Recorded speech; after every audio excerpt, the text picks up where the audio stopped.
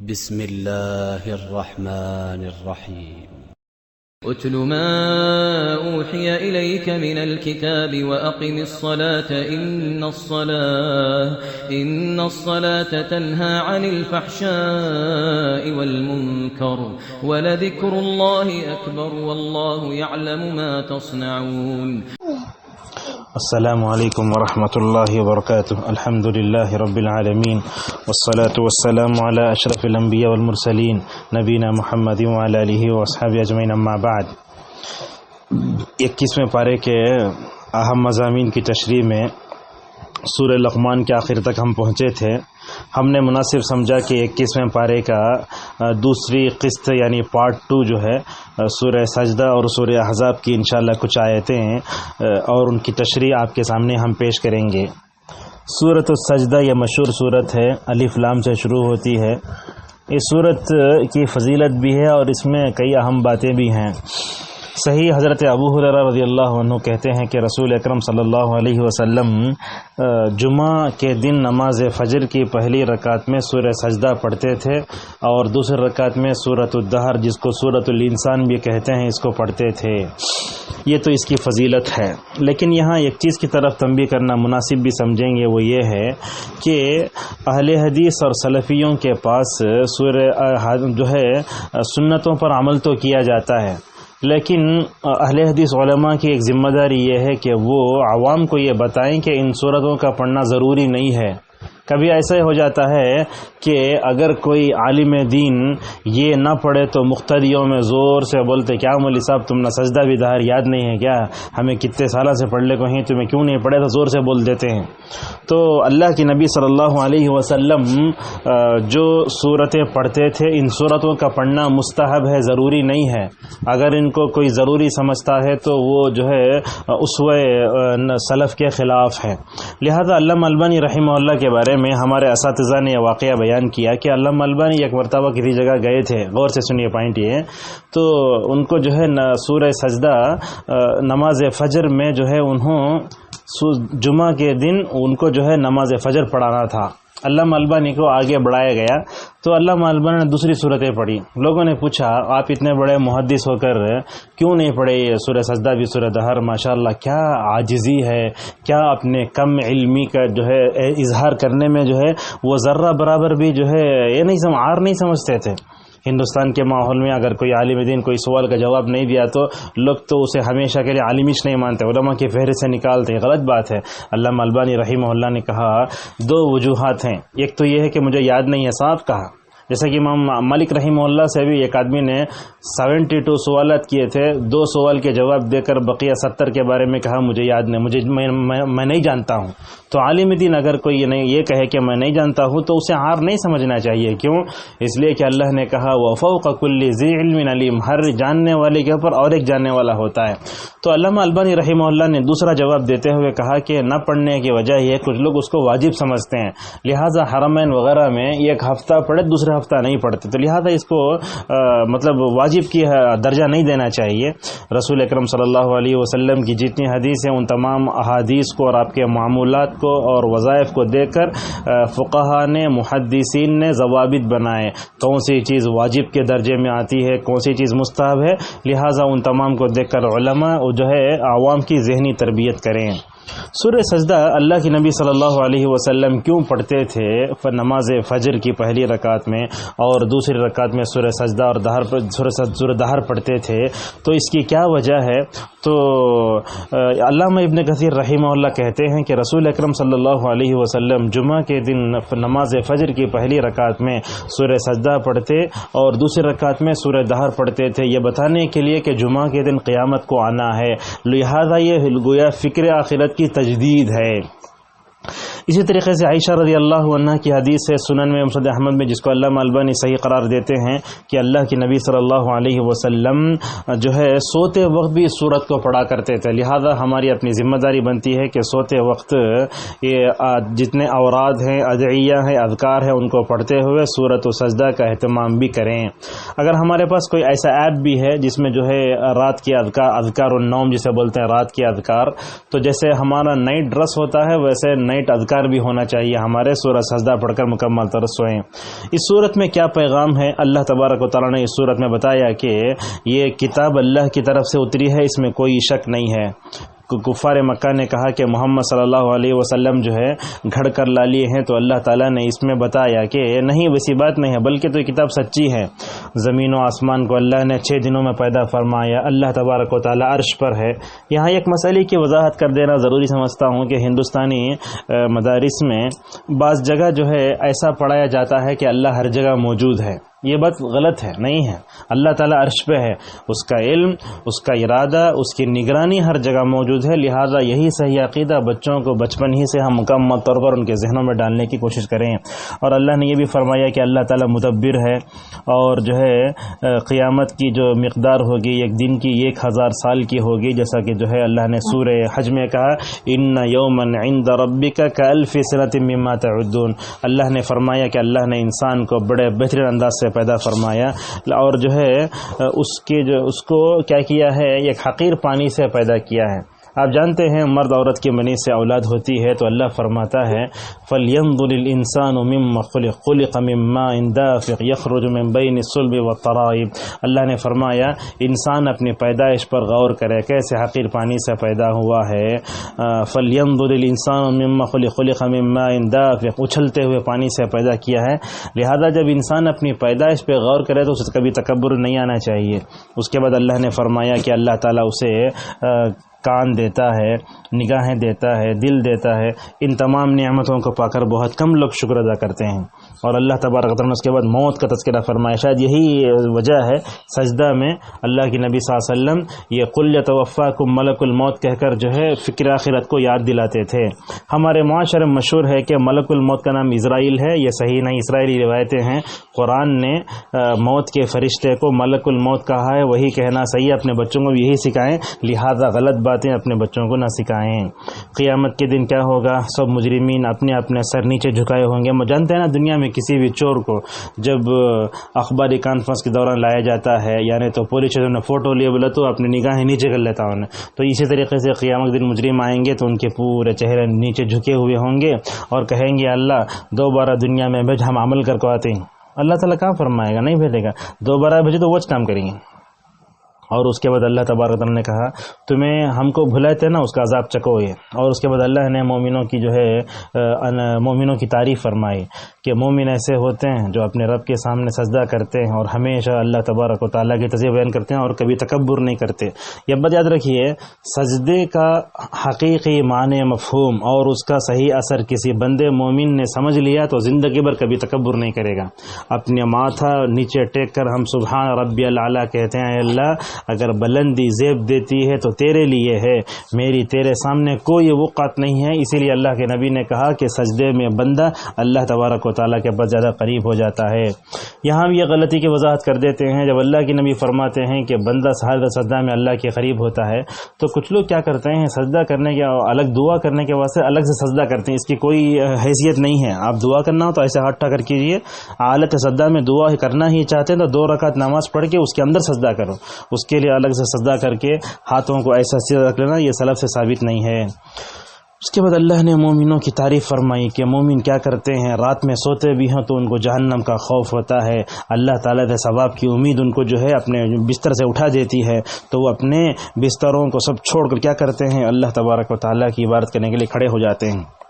اسی لیے روایتوں میں آتا ہے اللہ کے نبی صلی اللہ علیہ وسلم نے فرمایا اللہ تعالیٰ ہنستا ہے بندے کو دیکھ کر کے جب وہ بیوی کو چھوڑتا ہے، بستر کو چھوڑتا ہے، اپنی بچھٹ بلینکٹ سب چھوڑ دیتا ہے، وضو کرتا ہے، نماز پڑھتا ہے، تو اللہ بندوں اپنے فرشتوں سے کہتا ہے دیکھو میرے بندے کی طرف تو کیا ہے. تو فرشتے بولتے ہیں کہ تیرے پاس جو چیز ہے نا اس کے لیے وہ کھڑا ہوا ہے. تو اللہ فرماتا ہے دیکھو میرے اس بندے کی طرف، میں اس پر فخر کرتا ہوں تمہارے سامنے.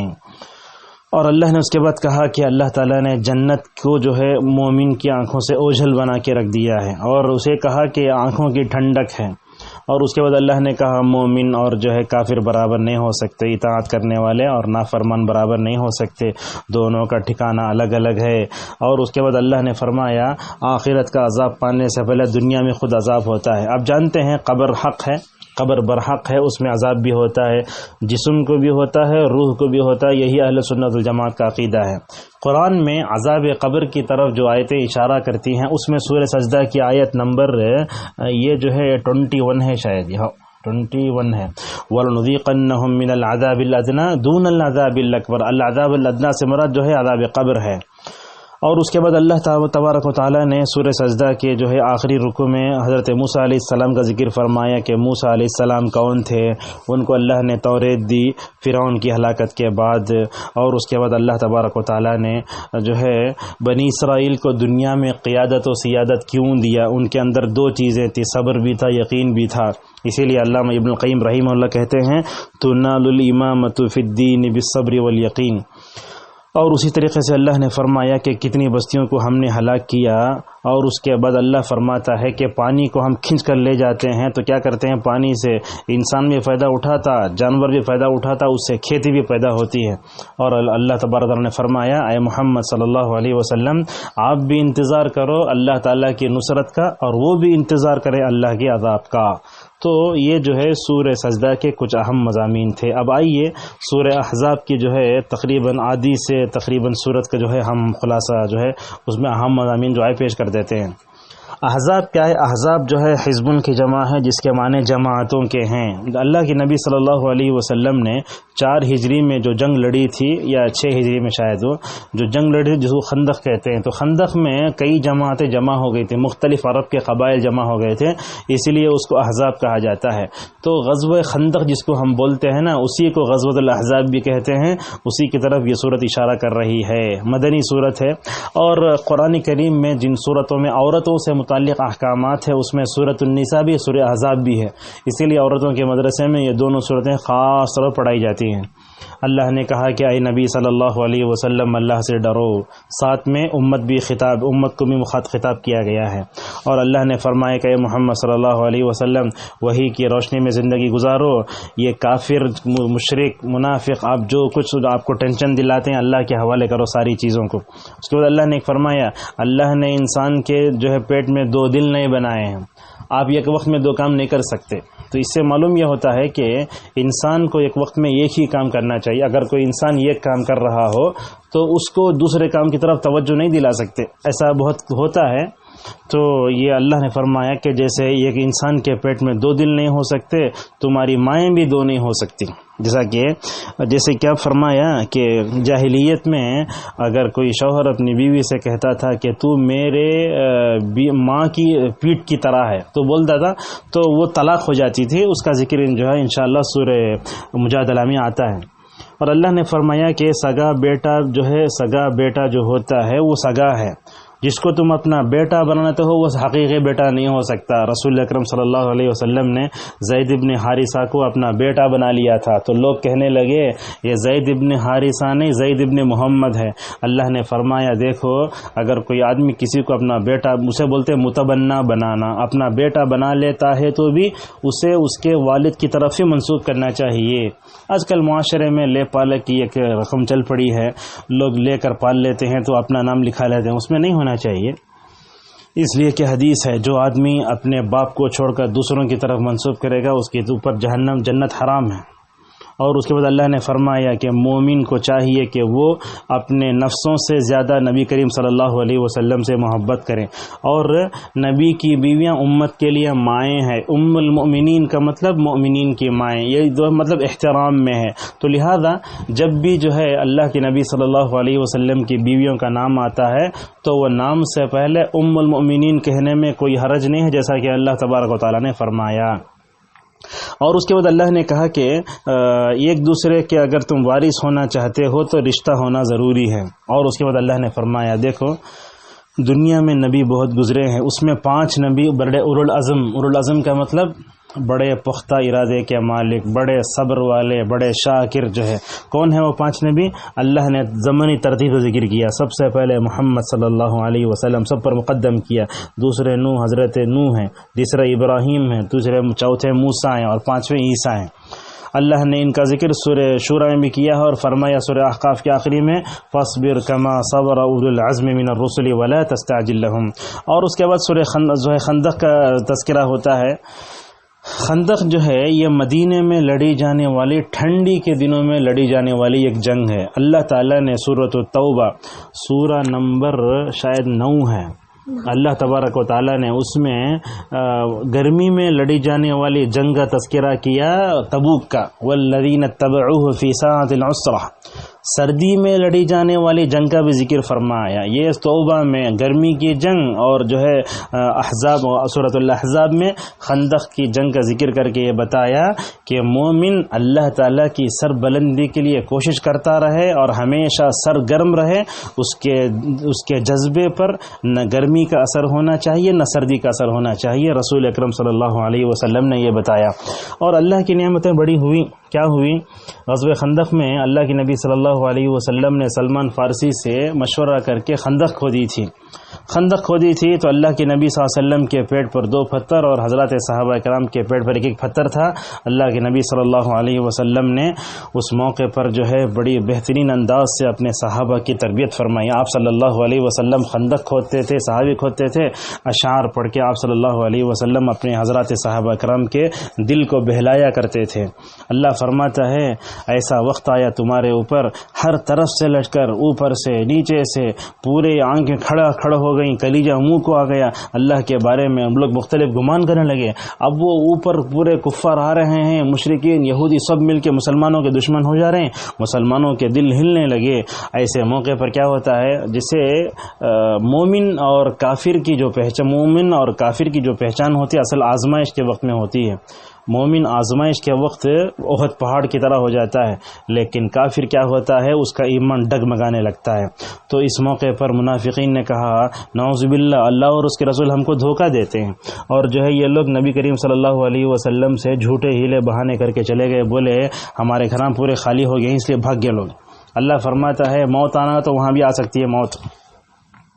اور اس کے بعد جو ہے وہ لوگ نبی کریم صلی اللہ علیہ وسلم کو ڈرانے لگے، اور ایک آدمی جب ڈرتا ہے نا تو اس کی دیدے وغیرہ کھٹ جاتے ہیں، اللہ اس کا ذکر فرماتا ہے، اور یہ چرب زبانوں سے نبی کریم صلی اللہ علیہ وسلم پر تبصرہ کرنے لگے۔ اور اللہ تبارک تعالیٰ فرماتا ہے مومن غزوہ خندق میں جم کر لڑا، لیکن یہ منافقین کیا کرے، غزوہ احد میں جیسے پیچھے بھاگ گئے ویسے اس میں پیچھے بھاگ گئے۔ اللہ تبارک و تعالیٰ غزوہ خندق کی آیتوں کے درمیان میں لقد کان لکم فی رسول اللہ اسوۃ حسنہ، یہ آیت ہمیشہ سیرت کے جلسوں میں پڑھی جاتی ہے کہ اے مومنوں کی جماعت، نبی کریم صلی اللہ علیہ وسلم تمہارے لیے بہترین اسوہ ہیں، بہترین آئیڈیل ہیں۔ کیا ہے؟ علامہ ابن کثیر رحمہ اللہ نے کہا اللہ تبارک و تعالیٰ بندوں کو یہ بتانا چاہتا ہے کہ خندق کے عین موقع پر سردی میں صحابہ کرام نے نبی کریم صلی اللہ علیہ وسلم کا ہاتھ نہیں چھوڑا، آپ کا جو ہے آپ کی اطاعت نہیں چھوڑی، آپ کی متابعت نہیں چھوڑی، آپ کی معیت نہیں چھوڑی۔ اس طریقے سے مومن کو زندگی کے ہر موڑ پر نبی کریم صلی اللہ علیہ وسلم کو اسوہ بنا کر رہنا چاہیے۔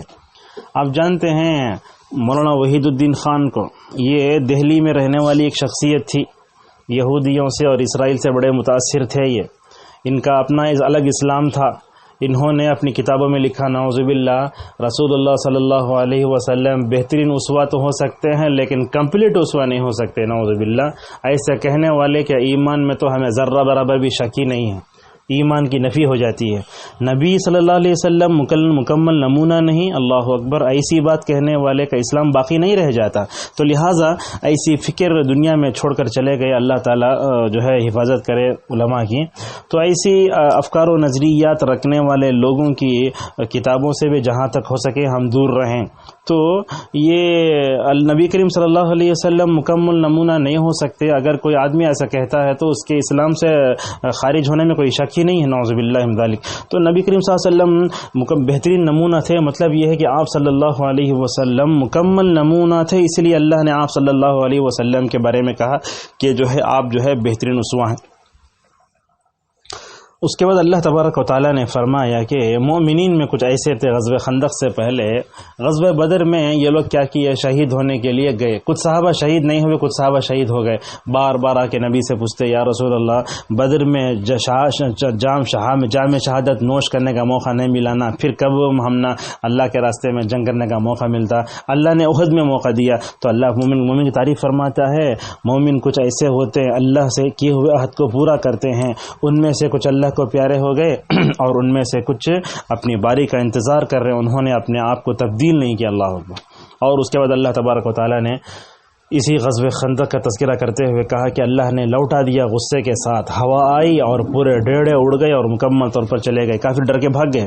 تو یہاں تک جو ہے خندق کی جنگ کا تذکرہ ہوتا ہے۔ تو خندق کی جنگ سے ہمیں کچھ باتیں معلوم ہوتی ہیں، ایک 4-5 درس عبرتیں آپ کے سامنے بیان کرتے ہیں۔ پہلی بات تو یہ ہے کہ امت مسلمہ کو اپنے دشمنوں کے سمجھنے کے بارے میں کبھی غلطی نہیں کر لینا چاہیے۔ کون امت کا دشمن ہے؟ کافر، یہودی، مجوسی، نصرانی، کوئی بھی ہو سکتا ہے، پہلی بات تو یہ۔ دوسری بات یہ ہے کہ نبی کریم صلی اللہ علیہ وسلم پختہ عقل ہونے کے باوجود بھی مشورہ کرتے تھے، لہذا مشورہ کرنا بڑا بہتر ہے۔ بلکہ اللہ نے تو سورہ شورى میں کہا وَأَمْرُهُمْ شُورَى بَيْنَهُمْ، مومن کا ہر کام مشورے سے ہوتا ہے۔ مشورے میں بڑی برکت ہے، جب انسان مشورہ لیتا ہے تو دنیا میں ناکام نہیں ہوتا، جبکہ مشورہ لیتا ہے تو وہ مکمل طور پر کامیاب ہو جاتا ہے۔ اسی طریقے سے اس جنگ میں معلوم ہوتا ہے کہ اللہ تعالیٰ نے جنگوں میں فرشتے اتارے، ان جنگوں میں خندق بھی ایک ہے۔ نمبر 3، نمبر 4، اس سے معلوم ہوا کہ ہم جو ہے دین کی سربلندی کے لیے کام کرتے رہیں، دعوت کی شکل میں، دروس کی شکل میں، کسی بھی شکل میں، تو ہمارا جذبہ ہمیشہ گرم رہنا چاہیے۔ یہ باہر کی گرمی، سردی ہمارے جذبے پر جو ہے اثر انداز نہیں ہونا چاہیے۔ رسول اکرم صلی اللہ علیہ وسلم نے جو ہے ایسے انداز سے جو ہے کیا۔ اور اسی طریقے سے اس جنگ میں اور ایک بات یہ معلوم ہوتی ہے کہ دوسروں کی تکلیف کا احساس کرنا بھی چاہیے۔ حضرت جابر رضی اللہ عنہ بھوکے صحابہ کو اور نبی کو دیکھتے جا کے گھر والی سے بولے بکری ذبح کر کے نبی صلی اللہ علیہ وسلم سے کھانا تیار کیا۔ تو جابر آ کے کہنے لگے یا رسول اللہ کھانا تیار ہے۔ تو بھوکے صحابہ کو پکارا، نبی کریم صلی اللہ علیہ وسلم نے کہا اے خندق والو، جابر نے تمہارے لیے کھانا تیار کیا ہے، چلو کھا کر کھانے جائیں گے۔ تو دوسروں کی تکلیف کا احساس کرنا ہمارے لیے بہت ضروری ہے۔ تو یہ جو ہے 21ویں پارے کے سورہ سجدہ اور سورہ احزاب کا کچھ حصہ تھا۔ انشاءاللہ بقیہ سلسلہ ہم انشاءاللہ آگے رکھیں گے۔ وآخر دعوانا الحمدللہ رب العالمین۔